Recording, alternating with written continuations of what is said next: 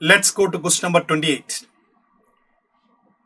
The number of electrons present in all the completely filled subshells having n equals 4, s is equal to plus 2 is. നോക്കൂ, നമ്മൾ ഒരു n equals 4 എന്ന് പറയുന്ന ഷെല്ലിൽ എത്ര electrons അവിടെ ഫില്ല് ചെയ്യാമോ അതിൻ്റെ പകുതി ഇലക്ട്രോൺ എന്തായിരിക്കും? പ്ലസ് ഹാഫ് ആയിരിക്കും, അല്ലേ? പകുതി ഇലക്ട്രോൺ എന്തായിരിക്കും? മൈനസ് ഹാഫ് ആയിരിക്കും. അപ്പം അതിനകത്ത് നമുക്ക് മൊത്തം എത്ര ഇലക്ട്രോൺ ഫില്ല് ചെയ്യാമെന്ന് നമുക്ക് കണ്ടുപിടിക്കാം. So let's find out. n equals 4 ആണ്. n ഈക്വൽസ് 4 ആണെങ്കിൽ total electrons can be accommodated is equal to 2n square. 2n square means 2 into 4 square. 2 into 4 square means 2 into 16 equals 32.